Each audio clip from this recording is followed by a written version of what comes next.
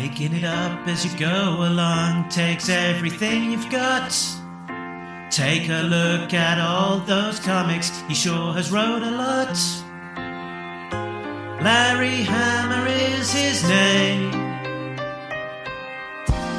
It's time for Talking Joe, where everybody knows his name. And they're all so glad he came. You wanna be where you can hear interviews of great acclaim. You wanna be in the Eisner Hall of Fame. You wanna be where you can hear interviews of great acclaim. You wanna be in the Eisner Hall of Fame.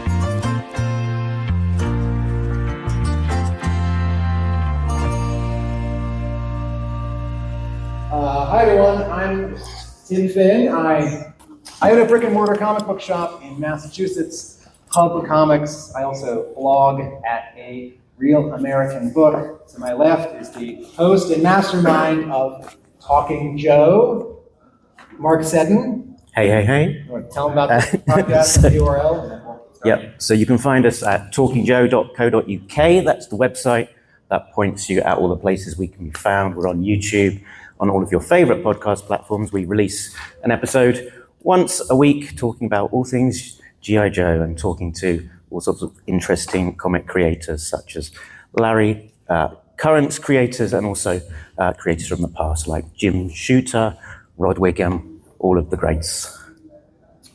Ladies and gentlemen, Larry Hama. Greetings all. Can we have maybe a show of hands? How many people have seen Larry before at a con? Seen it?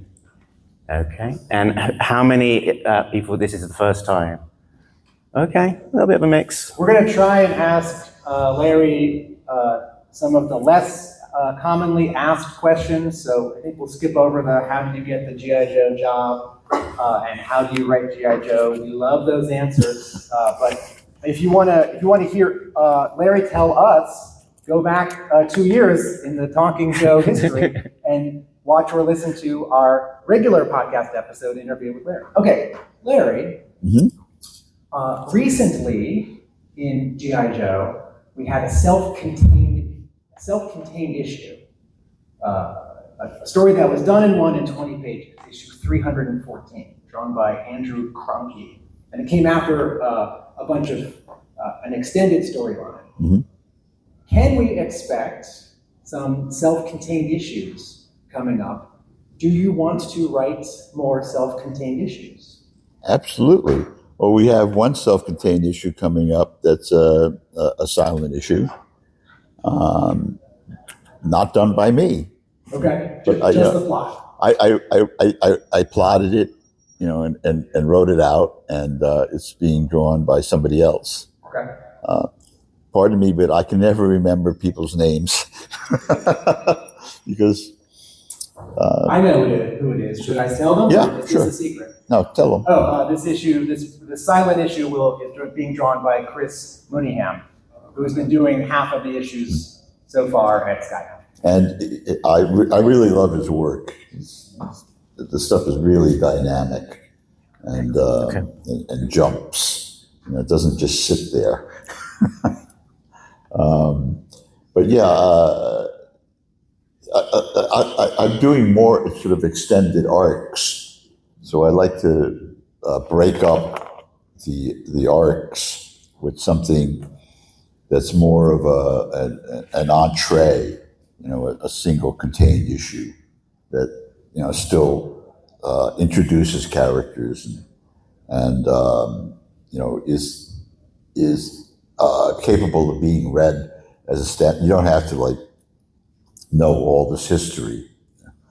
I was always aware of that right from the beginning. That when I started out writing G.I. Joe in 1982, the usual. All the other comics at Marvel, like X-Men and whatever, had really convoluted backstories, and if you weren't weren't plugged into the last 5 years of any of these continuities, you had no idea what was going on. And so my mission was I wanted to make every other or every third issue of G.I. Joe an entree issue, and also extend that through the whole line so that there were various subplots going on. So even if a subplot ended, a new subplot was beginning, and somebody could jump in on that. That was the thing that I felt was very restrictive about how superhero comics and other comics were done, is that they started doing these long arcs that made it very difficult for a new reader to enter the stream. When I was a kid, almost every comic was a standalone. You didn't have to know 25 years of Batman history just to read a Batman comic, or Superman or anything else. And even the Marvel comics, you didn't have to know an awful lot about Spider-Man to be able to jump in, And in the recent years, you've been doing this extended story, focusing in on the Cobra Casino and then the Genghis Khan character, and sort of continuing almost up to present day, sort of a quite tight, single, extended, epic story. Was that sort of an intended approach, that you wanted to have a particularly long story for this recent period? I'm not sure I understand the question. You rephrase it, Jim. The story that starts around a year before the end of IDW, the Cobra Casino, and Serpentor Khan, it feels like more of one plot with less subplots. And we've taken this as a big extended story that's lasted now 20 issues. When you started that, or partway through, how did that feel, and what was your intent?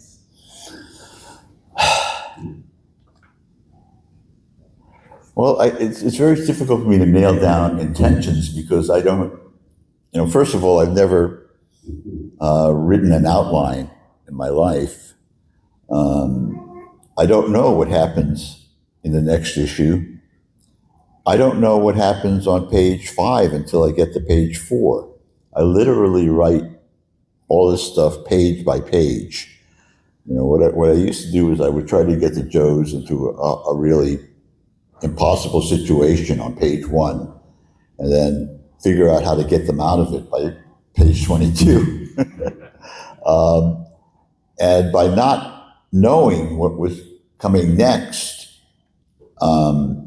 I solved the problem that I always had with everything that I was reading or watching on TV or whatever, is that, sometimes you get into the third page, or you get, 15 minutes in, and you realize, oh, I know how this ends, And it's very difficult as a writer to not telegraph, what the ending is.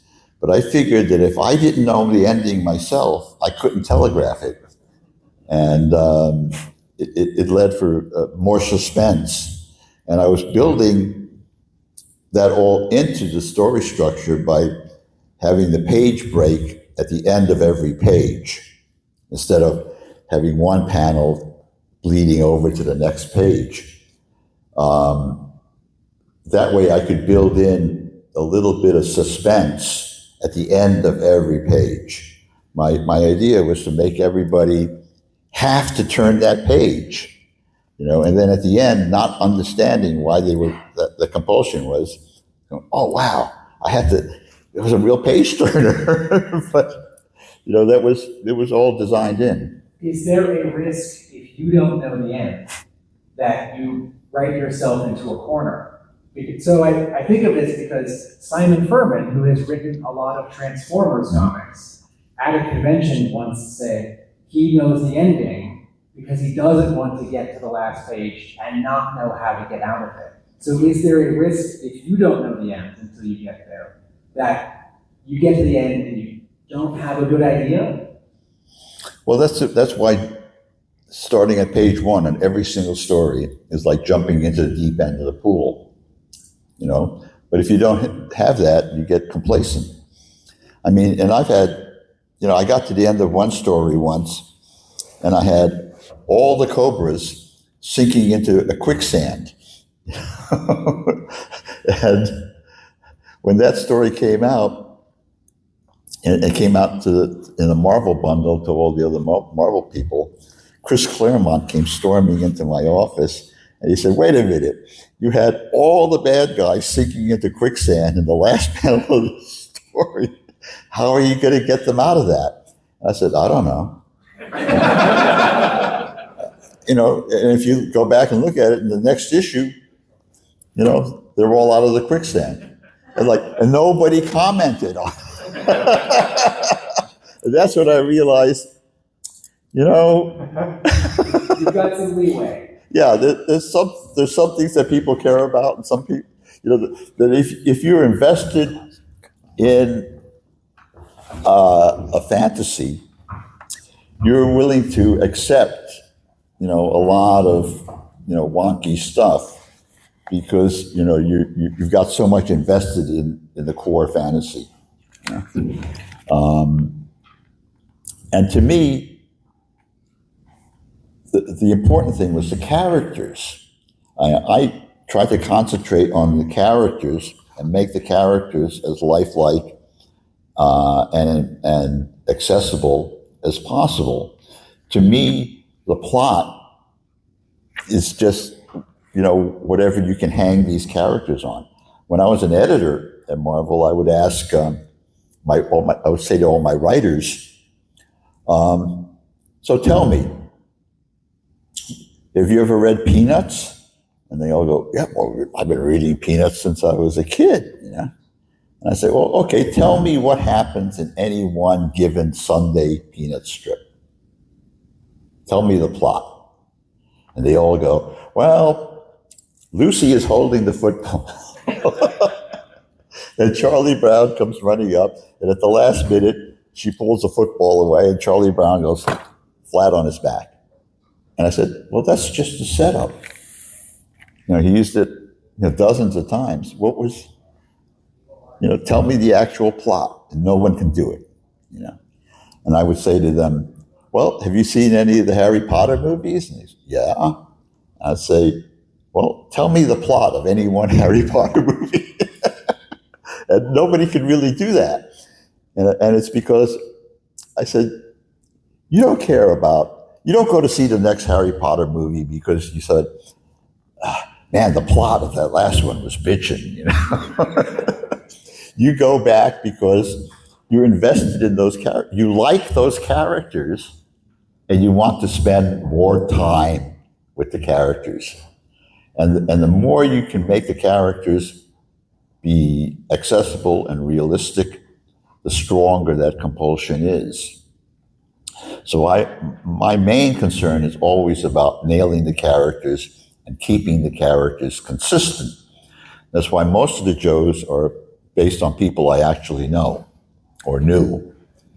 You know, Stalker is based on my friend Ed Davis, who did 2 tours in Nam as a LERP, lost an eye. I also used him as the basis of Wraith in the Wolverine comics. And in fact, when they made the movie with Wraith in it, they made him look exactly like Ed Davis. They gave him the hat, the cowboy hat, the suit, and, you know, the Tony Lama boots and everything. And that was actually the way Ed Davis dressed. And he was a fantastic artist. When he got out of the Army, he'd been court-martialed in Saigon for murder. He got acquitted, okay? And during his trial, somebody gave him a blank sketchbook and he started drawing. It was the first time he ever drew. And he started drawing in the sketchbook. And that was all he had when he got out of the Army. He went to Marvel and he showed that sketchbook to Virginia Ramita. And she looked at it and she said, well, it doesn't really look like Johnny's stuff, you know. But she said, well, you know, there's this guy 3 blocks downtown. He's got a studio named Neil Adams. And, you know, this is maybe more up your alley. So he came over to Neil's studio with this one sketchbook. And he was wearing a Savile Row suit, you know, a white shirt, no tie, a Stetson cowboy hat, and Tony Lama boots, okay? And he had been the president of one of the largest black gangs in Brooklyn before he went into service. So he was a genuine badass. And he showed, you know, so Neil is sitting there holding court, and he shows the book to Neil, and Neil looks at it. Doesn't say anything. And sitting in the corner is Howie Chaykin, who had just had his first Wofford and Gray Mauser book come out. And he was like gloating and had his feet up on the desk, you know, and feeling very full of himself. And Neil walks over and puts that sketchbook in front of Howard Chaykin and says, take a look at this. And Howard looked at it, and the first page was like the Blackhawks, like they really should have looked all the time. He had Batman. He had all these super characters done like amazingly. And then he had like candid shots from Vietnam. He had like a drawing of a bunch of GIs hosing down a personnel carrier, you know, an M113.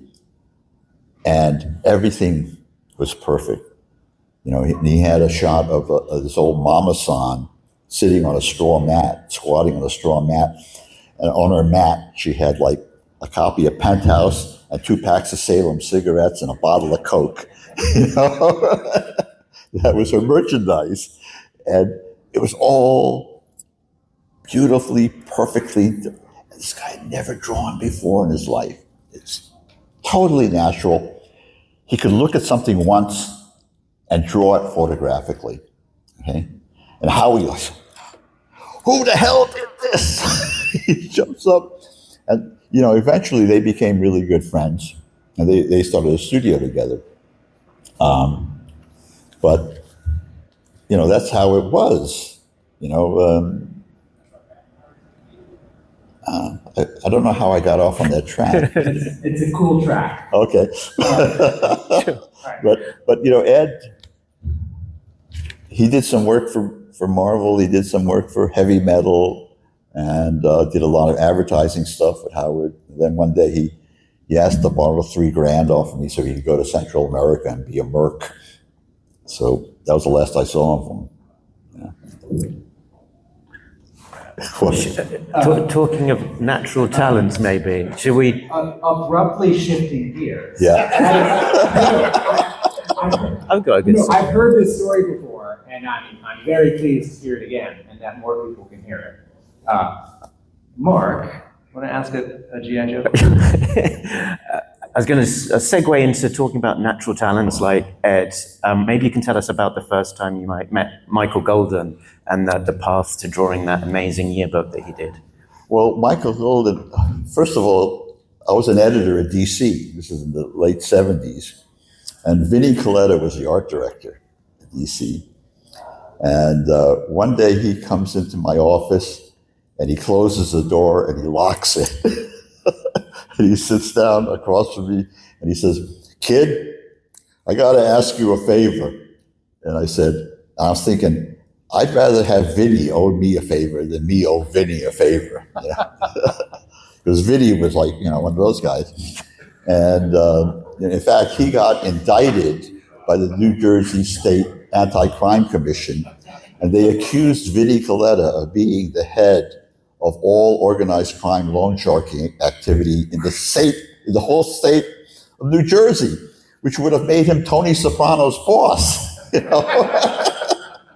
You all know Vinnie Coletta for his inking over her Trimby on the G.I. Joe and Transformers crossover. Yeah, and he had, you know, and he was a real character, you know, and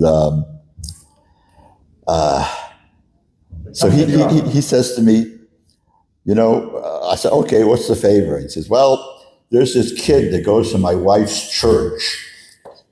That's the last thing an editor wants to hear. I'm thinking, oh my God, how bad is this kid going to be, And I also knew that his wife was a Jehovah's Witness, And I said, well, what's that like? Your wife and your daughter are both Jehovah's Witnesses, And he said, oh, it's great. I come home every day and everybody's really happy. He says, they're happy that they're going to heaven and I'm not. So I said, okay, tell the kid to come in on a Monday. And so next Monday, this clean-cut guy in a suit and a tie, with a really fresh haircut, walks in. He's got a portfolio. I think, oh God, And he lays this stuff out. Holy smoke, this guy was born with it, And I didn't want to let him out of my office until I could give him a job. And I went next door to Al Milgram's office. I said, look, you got to give this guy a job. We can't let him walk out of the office. So Al Milgram gave him a bat mite job. And while he was doing that, I was able to convince Russ Heath to ink him on Mr. Miracle. So he did 2 issues of Mr. Miracle for me. And then what happened was that DC didn't want to give him a raise, So he went up, and Marvel said, hey, come over here, we'll pay you good money. And he went right over to Marvel. And that's what he was doing. I think he did Star Wars for a while, and then he did Micronauts at Marvel. But he was one of these guys that he could start drawing in ink at the upper left-hand corner and finish at the lower right-hand corner. And it was like a scanner was putting it all in. It was like he had a Kundalini eye in the middle of his forehead, and he could project what was in his head down on the paper and just trace it. And it was amazingly accurate. If you've ever seen one of his Ghost Rider covers, it's a Ghost Rider cover where Ghost Rider's on his bike over Manhattan, and it's drawn with a fisheye lens. So all the perspective, goes like this. This is the 2-issue crossover with Doctor Strange. Yeah. In 1991. And it was night shot. So it was all underlit. Yeah. And from the city. And there was no way he could have faked that, but he did, and it was totally accurate. He was an amazing artist, but the original reaction to him on G.I. Joe was, no, we don't like him because he's too cartoony. You say reaction. You don't mean the other editors. You mean the kids. Yeah. The readers, they all wrote in and said, we don't like this Michael Golden guy. He's too cartoony. And that was because, a 10-year-old boy, doesn't want to them, anything that looks cartoony is kiddie stuff. And they would, they reject it. So we want more realistic stuff like Ron Wiggum, And they didn't seem to understand that, to every artist in the business, Michael Golden and Alex Toth were like gods, And most of the reading public couldn't give 2 shits about them. So what can you say? Can you tell us a little bit about the experience of Michael putting that issue together specifically? Your book too. Oh, the yearbook? Well, the thing is, I wrote it with him in mind because I knew that he could do all this equipment. Everything, all that Soviet Warsaw Pact equipment in that book is totally accurate. All the weapons, the Hind helicopter, the mosquito bomber. So I started throwing in everything that I could think of that I thought that was really cool that I wanted to see Michael Golden draw. So, and I knew that if I gave him stuff that he liked to draw, that was the thing. It's like I would always ask any new artist on the book, "What do you like to draw?" And then I would make sure that there was a ton of it in every story. You know, I knew Herb Trimpe loved airplanes, so I put airplanes in every story that Trimpe drew. And you know, if you keep the artist happy like that, they give you really good work. There's a segue. So you just talked about equipment and an artist drawing a lot of accurate equipment. Something that makes G.I. Joe so particular is that there's all this gear, not just vehicles, but weapons and night vision goggles, and you are really specific about it. Your characters will sometimes tell each other what they have. This happened even 2 months ago in I think issue 315. With the ghillie suits and the... and the new issue from 2 weeks ago. And other comics don't read like this, right? In a Punisher comic, he doesn't rattle off all of the specific gear he's using. What is your interest in all of this gear? Because it's such a particular thing in G.I. Joe, and it feels like a really good fit for you. Well, I'm a gearhead.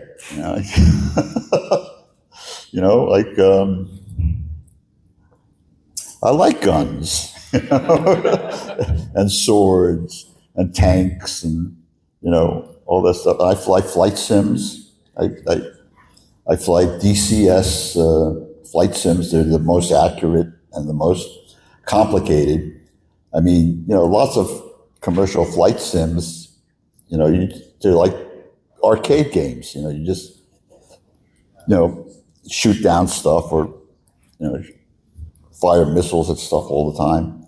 But in the DCS sims, some of the aircraft require 20 minutes to just start. You got to turn on the electrical this and the electrical that, and you got to turn on this and turn on that, and turn on the fuel gauges and and it literally takes 20 minutes just to get from the hangar out to the tarmac, and I love that.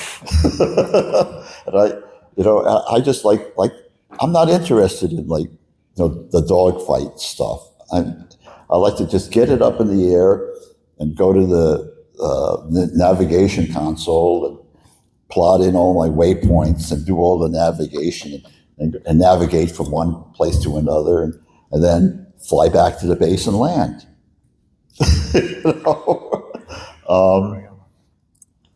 So that's why I was already plugged into that. That's why I was going to say. a lot of people come to me and they say their most favorite issue of G.I. Joe is the dogfight issue. And, because that was one I really liked to do. So I had a lot invested in it. So that's the thing, is you have to find, if you're not projecting what you like and what interests you and play it to the hilt, then you're just, you're just treading water, and a lot of comics are just choreography, and to a certain extent, that works. I mean, you don't go to see a kung fu movie because you're going to be intrigued by the plot. There's no plot, but you want to see this fantastic choreography, right? And all movies changed abruptly after The Matrix, because up until The Matrix, all fights in movies were not cause and effect. They were just choreography, People throw a punch, then you cut the guy getting hit, So you could get people who couldn't fight at all.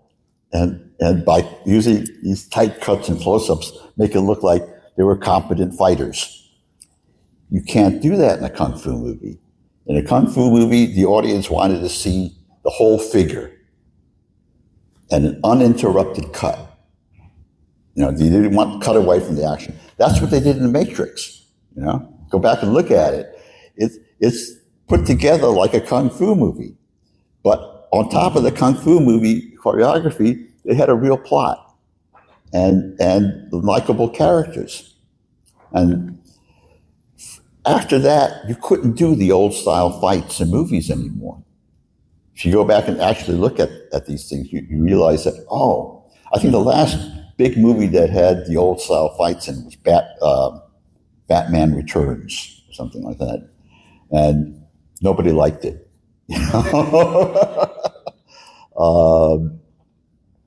But, a lot of the culture and media changes that way. And there's these big sea changes, and most people don't even notice it. Yeah. We were talking about character and the importance of character earlier. I noticed that recently there's been a big focus on Cobras. It's a battle between Cobra Commander, Destro, the Blue Ninja faction with Alpha 001, and then the Genghis Khan version of Serpentor. With G.I. Joe to a certain degree taking a little bit of a back seat. Are the Cobras just more fun to write? In a way, yeah, because, there's more drama and intrigue within, the whole thing of the actual Joes is that the basis of the fantasy is about camaraderie and loyalty. It's not about shooting things. It's about the fantasy that, things will work out and justice prevails, and that people will stand up for you, and no matter what happens in whatever situation you're in, Snake Eyes will come and get you out of it. And kids have told people have told me when they read it as a kid that the entire fantasy of there being actual justice, is really strong for a kid, because by the time you're in kindergarten, you faced a lot of injustice, a lot of, bullying and whatever, and it's very difficult as a kid to see, to actually believe in that sort of the fairness doctrine, because you don't see it in real life, and a lot of kids say, they like G.I. Joe because they had a terrible family life, that they had an abusive father or something, and that, family situation was so horrible that, they needed an escape. And like G.I. Joe was this fantasy realm that they can go into where, the Joes stood up for each other, and they were faithful and loyal to each other. And so that's the different fantasy. That's a different fantasy from the Cobra fantasy, And the Cobras are more divided. So you always have this rivalry between Cobra Commander and Destro and even Zartan, and they all have a demarcation of values and ideals. You understand that Destro really has a sense of honor, and so does Zartan to a degree. Whereas Cobra Commander is just, he's Cobra Commander. So that provides more like frisson, more friction and energy within the plot line. So that's where you get the action out of. For Cobra Commander, we were asked this question the other day, and it sort of stumped us to a little bit. What is Cobra Commander's motivation? What is he actually trying to achieve? Is there a way that he could ever win? What would winning look like to him? Well, he started out as being like, an Amway guy. He was just running a pyramid scheme. And somebody yesterday asked me, I had once said that I had based Cobra Commander's speech pattern on William F. Buckley, because he always struck me as being this real pretentious guy who liked to use a lot of big words, oh, that's a good gimmick for Cobra Commander. So I combined that with the fact that when I write Cobra Commander dialogue, I'm hearing Orson Welles in my head. This deep stentorian, the opposite of the animated show. To me, Cobra Commander says, Retreat! You ignorant ignoramus. Not like, when I write Destro, I hear Sean Connery in my head. I have real points of reference to try to keep all these characters consistent. If Cobra Commander started as this pyramid scheme guy, now that he has this global army, what would winning look like for him? Well, no, he doesn't know, because it's like the thing with oligarchs and plutocrats. They just want to have it all. And I think, and then that wouldn't be enough. No, and it wouldn't be enough. Or he'd be unhappy. Yeah. And that's a major problem with the world right now. It used to be that, most people were just happy with just getting by. But TV and all, it's like, it's made, let's face it, 100 years ago, if you were a working class guy, you couldn't even conceive of what it was like to be an Astor or a Carnegie or any of these billionaires. But now everyone could watch these tours of these people's houses, and you're exposed to what their lifestyle is like, and all of a sudden everybody wants that. They want the bling, they want this, and that's a big change from even 100 years ago, or a big change from for me even. I remember when I got my first monthly book at Marvel, I was making $23 a page, and I could barely do a page a day, but I thought I was doing good. And I remember having a conversation with another artist, and we both, this is like 1973. I said, man, if we could only make 10 grand a year, we'd be like living high off the hog. But, that's what it was like. And all of that has changed. A couple years back in the monthly G.I. Joe, you introduced for a scene or two Spirit Iron Knife's parents. Huh? You checked in with Sneak Peek's mom, and it turns out that Duke is married. Mm-hmm. And I really like the family stuff.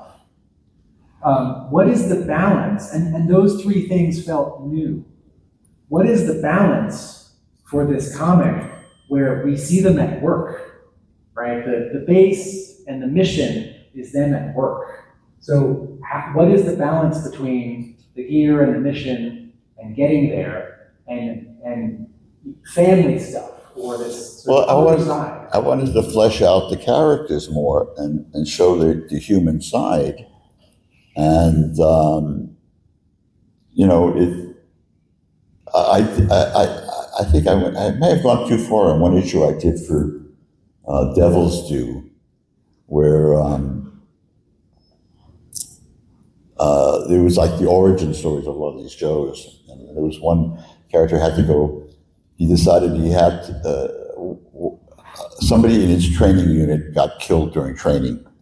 And he decided on his own to go visit the guy's parents, and his mother was like, living in a trailer someplace, and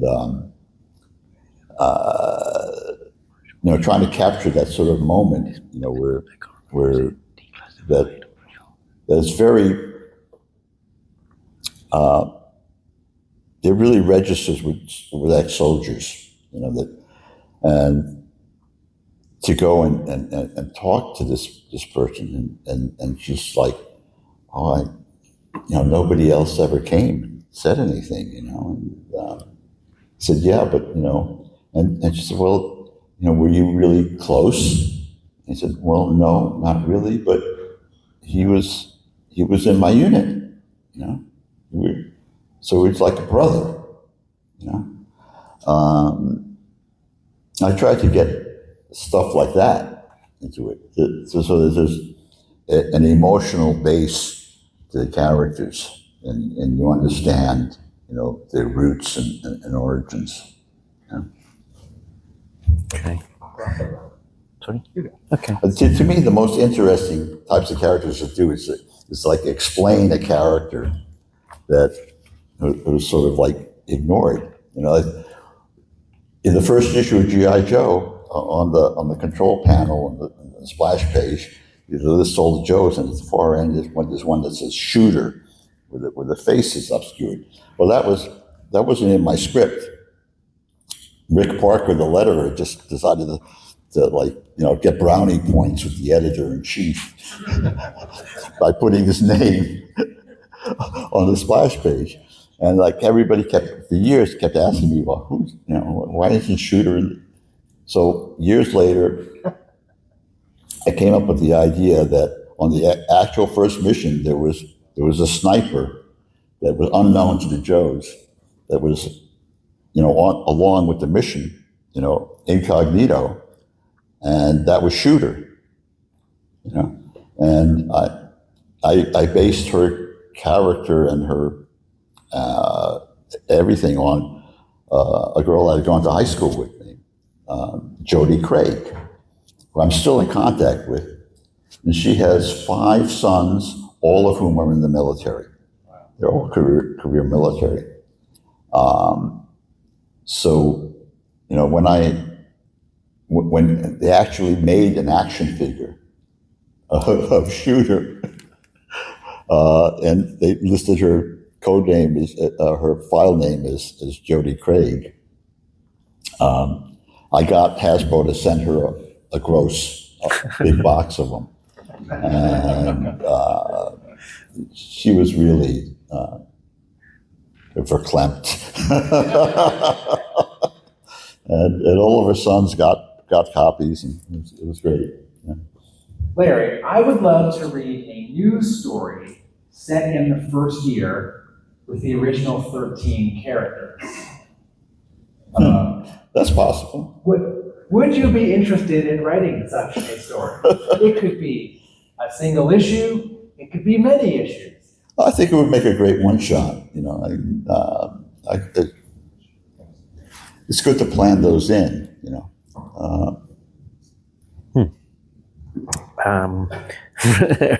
Just points at me. No, it's all right. It's all right. So you've been writing G.I. Joe since probably 1981, if the issue came out, 82. All this time. I'll start. Can you envision a time that you're not writing G.I. Joe? Excuse me? Can you envision a time that you are not writing G.I. Joe? Well, it's happened, I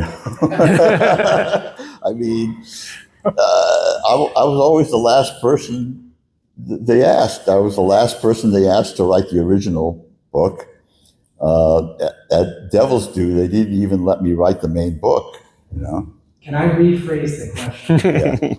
Yeah. Now that you have been writing G.I. Joe continuously again for longer than the Marvel run, right? Because the IDW run plus the current Skybound run is longer than 82 to 94. Right.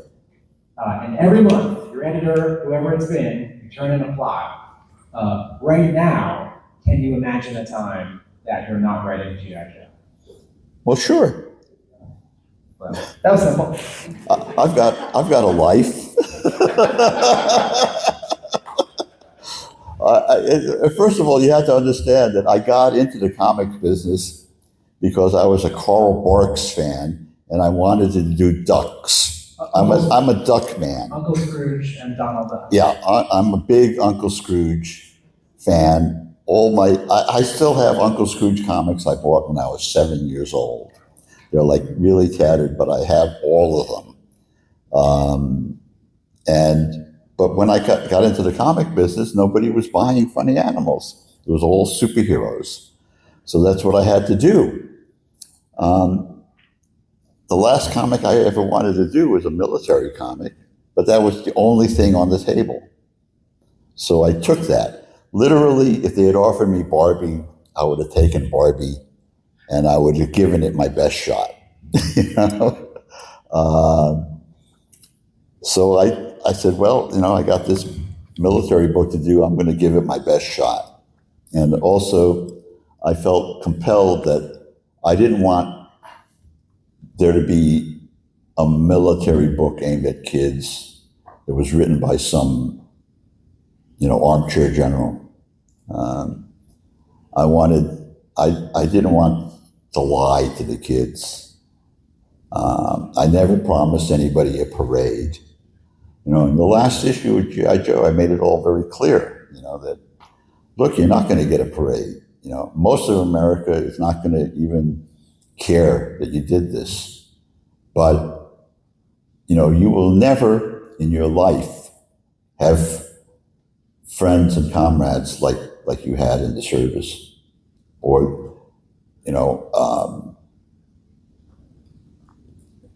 because let's face it, one of the things that they drum into you in the military is that you are responsible, personally responsible for everybody who reports to you, no matter what your rank is. If you're an E5 and you've got, E1s and through E4s reporting to you, you're responsible for them. You don't eat until they eat. You don't sleep until they sleep. This is not something they teach in business courses at Harvard and Yale.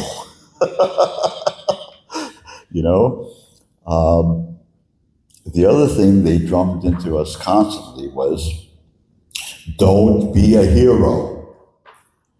Back then, a hero was a bad word. They would tell you, heroes get their buddies killed. What makes all this work is that you're part of a team.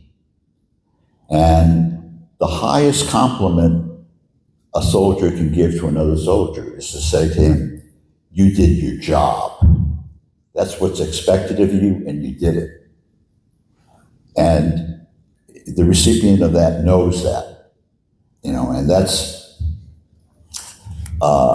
things that I didn't see being put down in any of the other military comics, and the concept of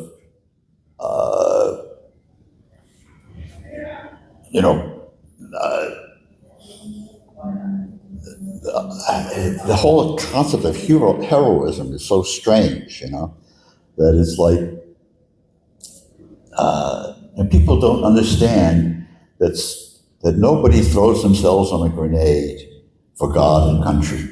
You don't do that for, flag and patriotism. You do that for the 5 guys, in your squad.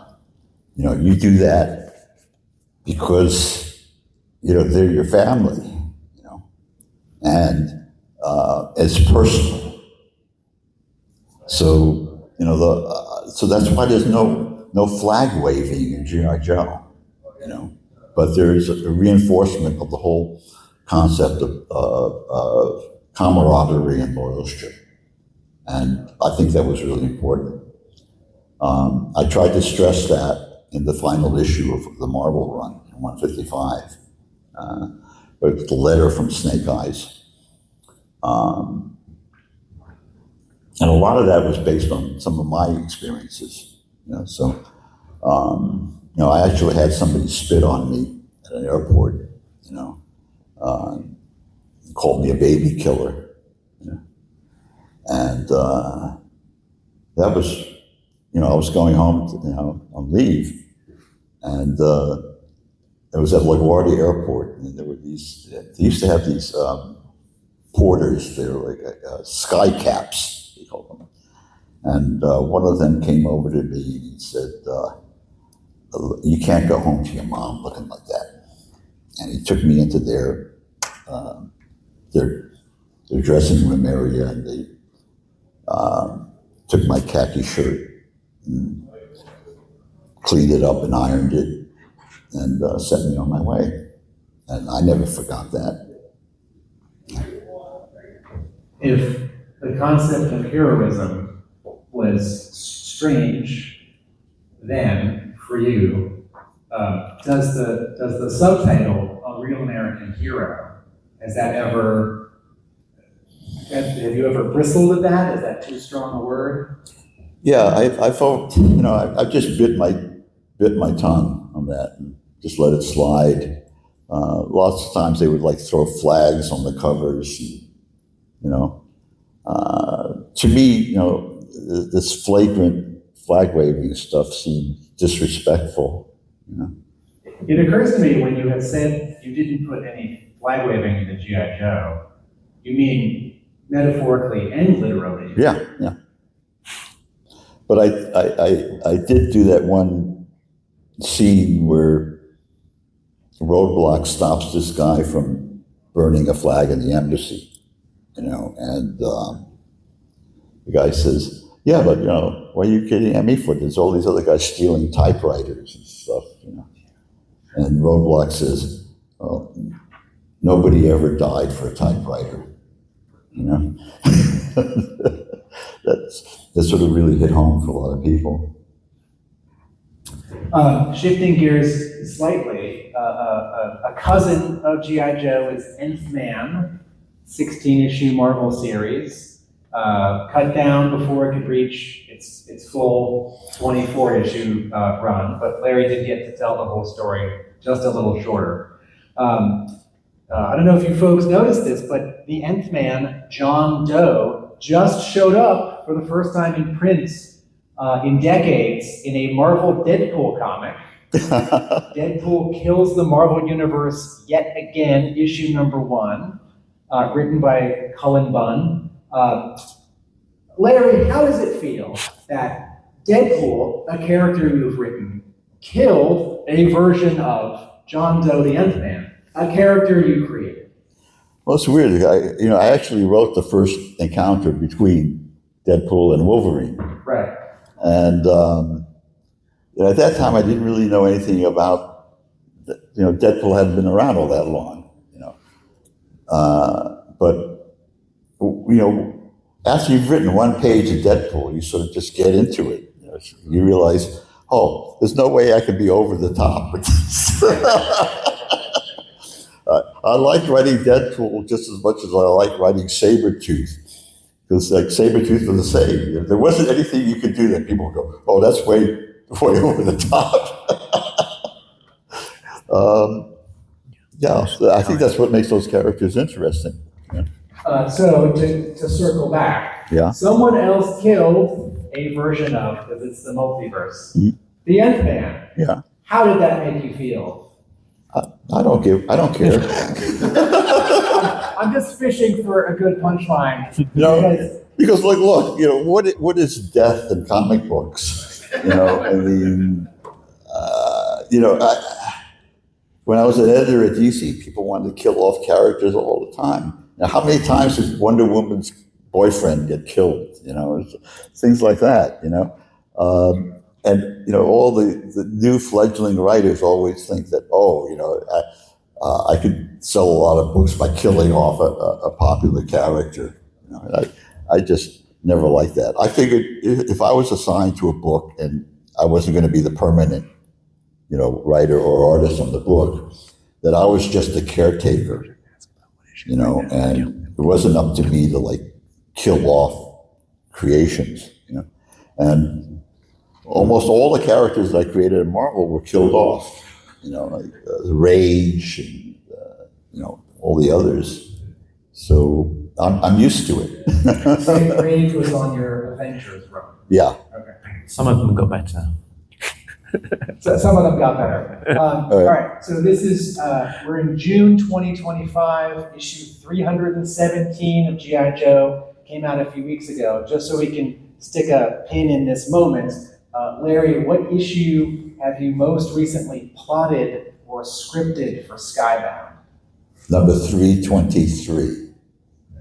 Cool. 333. You're more than 10 ahead? No, that's got to be 320. No, wait a second. 3. Oh no, because 321 is the new silent issue. Okay. So I'm at the 324, I think. All right, so about 6 issues ahead. All right. Well, they don't want to be, they're smart. They don't want to be caught, having to do another issue 21. They don't want to crank out an issue in just a couple of days. Right. Or compromise quality. Yeah, and just a reminder for everyone, it's coming out monthly. You're still writing G.I. Joe, it's coming out monthly. It's very good. And 3 trades have been released so yes, far. if you don't want to buy single issues, volume 1, 2, and 3 of this current Skybound Image Comics Larry Hama written G.I. Joe or A Real American Hero are available at your local comic book shop with covers by Andy Kubert, who drew some covers for G.I. Joe and Special Missions in 89 and 90. We've got time for a quick Andy Kubert story. Do you want to tell us about meeting Andy Kubert and his first work? Well, I got a call from Joe Kubert. He said, listen, my kid's coming over to show you his work, and I just want to tell you that I don't want you to go easy on him because he's my kid. You tell him exactly what he needs to be told. And I got the word from the man himself, Joe Kubert.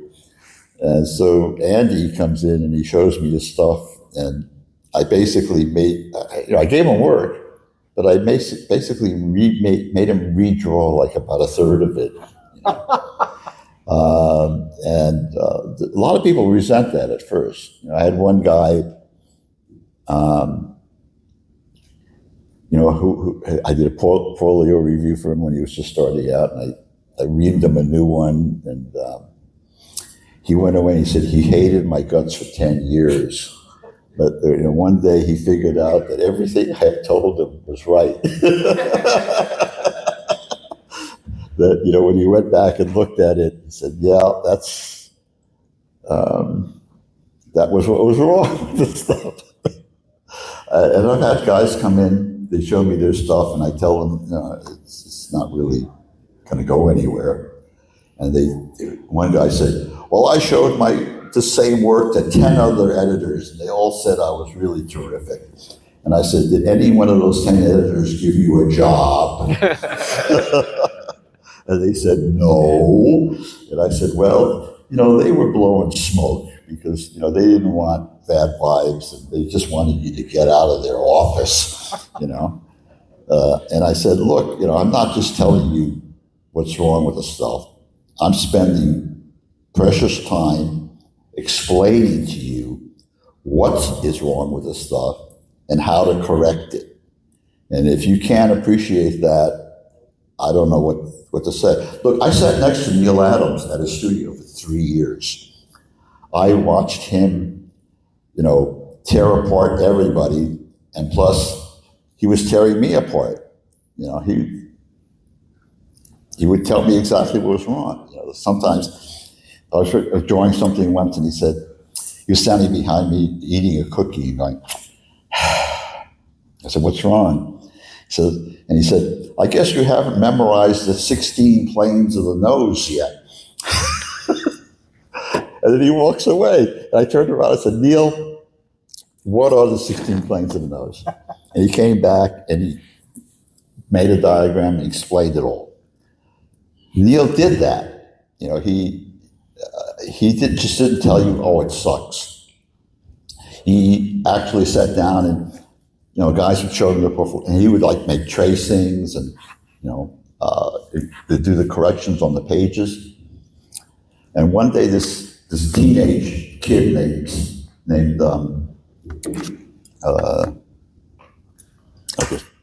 Frank Miller. I'm sorry, I just had a senior moment. Frank Miller, this teenager, comes in and shows Neil his stuff. and Neil ripped him a brand new one. And but at the end of it, he said, "Listen, try to do everything I just told you to fix, and come back in 6 months." He came back. 90% of the other people never come back. They just go, he's full of crap, He doesn't know what he's talking about. And, you never heard of them again, right? So Frank comes back, and he kept coming back, and he kept getting ripped a new one. And it got to the point where the guys in the front room, like Carl Potts, said, "Oh, that Miller kid is here again. I can't stand this. It's too excruciating. I got to go get a cup of coffee." And then one day, Frank comes in and he shows Neil the stuff, and Neil looks at it and looks at it and looks at it, doesn't say a word. Then he picks up the phone and he calls Denny O'Neill at Marvel. He says, "Denny, I'm sending this kid over, and if you don't give him work, you're crazy." And that's how Frank got into the business. And Frank never forgot that, Larry, thank you so much. Okay. If you have questions for Larry, if you have things for him to sign, or you want to buy prints, Larry will be at at Carson Metaxas's Operation Recall booth down on the con floor until the end of the show. If you were here but somehow missed this panel, it'll be an episode of Talking Joe very soon. Larry, thank you so much. Oh, well, thank you.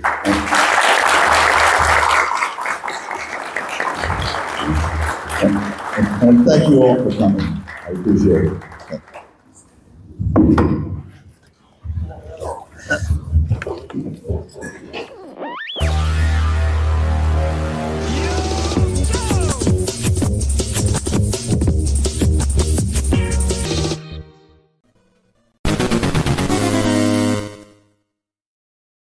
And Tim has some comics if you want some. Okay.